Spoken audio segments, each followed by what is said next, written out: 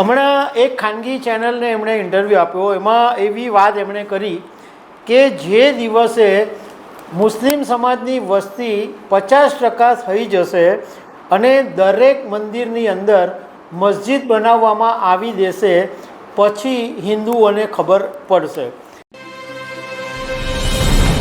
નમસ્કાર દર્શક મિત્રો, ધીરેન્દ્ર શાસ્ત્રીનું નામ તો તમે સાંભળ્યું જ હશે। મધ્યપ્રદેશના આ ધીરેન્દ્ર શાસ્ત્રી ઘણા વખત એવા નિવેદનો આપે કે જેને કારણે ચર્ચામાં રહેતા હોય છે। આ વખતે પણ એક ખાનગી ચેનલને ઇન્ટરવ્યૂ આપ્યો, એમાં એમણે એવું નિવેદન આપ્યું કે જેને કારણે ચર્ચા ઊભી થઈ। તો એના વિશે હું તમારી સાથે વાત કરીશ। મારું નામ રાજેશ શાહ છે અને તમે જોઈ રહ્યા છો ગુજરાતના સૌથી મોટા ડિજિટલ ન્યૂઝ પ્લેટફોર્મ ખબર છે .com। મધ્યપ્રદેશની અંદર બાગેશ્વર ધામના પીઠાધીશ્વર ધીરેન્દ્ર શાસ્ત્રી ઘણી વખત ચર્ચામાં રહેતા હોય છે, કારણ કે એમના જે નિવેદનો હોય છે એ ઘણી વખત સ્ફોટક હોય છે અને હિન્દુત્વને લઈને તેઓ ઘણી વખત એવી વાતો કરતા હોય છે કે જેનાથી ચર્ચા ઊભી થઈ જાય છે। હમણાં એક ખાનગી ચેનલને એમણે ઇન્ટરવ્યૂ આપ્યો, એમાં એવી વાત એમણે કરી કે જે દિવસે મુસ્લિમ સમાજની વસ્તી 50% થઈ જશે અને દરેક મંદિરની અંદર મસ્જિદ બનાવવામાં આવી દેશે પછી હિન્દુઓને ખબર પડશે।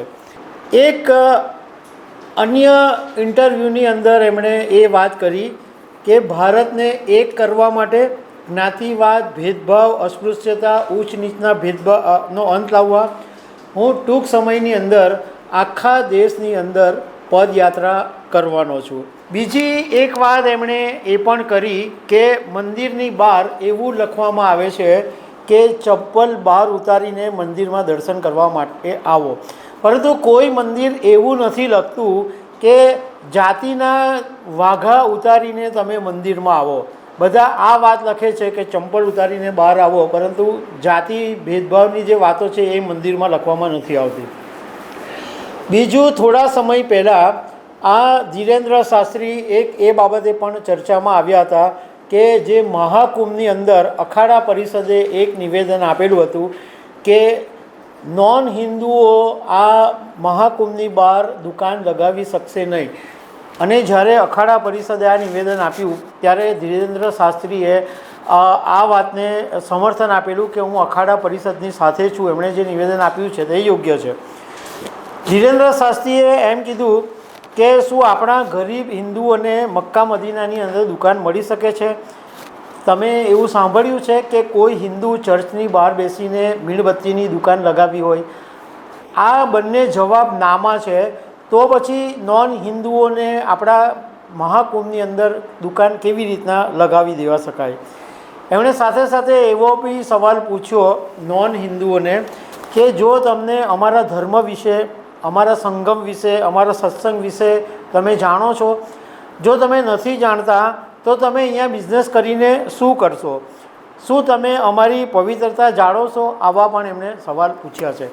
હવે આ ધીરેન્દ્ર શાસ્ત્રી છે એ એમના માટે એવું કહેવાય કે એમની જે વિચારધારા છે એ ભાજપની વિચારધારા છે, પરંતુ ઘણી વખત એવું બી બન્યું છે। હમણાં થોડા સમયની પહેલાંની વાત કરીએ કે મધ્યપ્રદેશની અંદર જ્યારે વિધાનસભાની ચૂંટણી હતી ત્યારે આ ધીરેન્દ્ર શાસ્ત્રી કોંગ્રેસના નેતા કમલનાથનો પ્રચાર કરવામાં લાગી ગયા હતા અને કમલનાથને સમર્થન આપેલું હતું।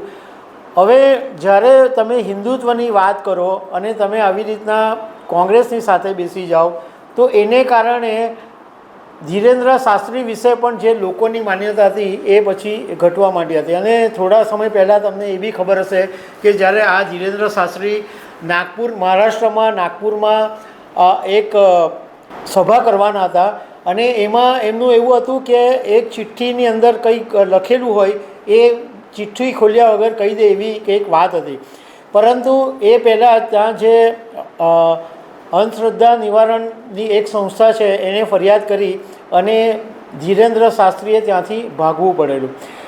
આમ તો અનેક એવા કિસ્સાઓ છે કે જેને કારણે ધીરેન્દ્ર શાસ્ત્રી ચર્ચામાં આવે છે, પરંતુ જે એમની ઇમેજ છે એને એક મોટો ધક્કો પણ પહોંચેલો છે। તો દર્શક મિત્રો, આવી અનેક વાતો સાથે અમે તમને મળતા રહીશું। Thank you very much.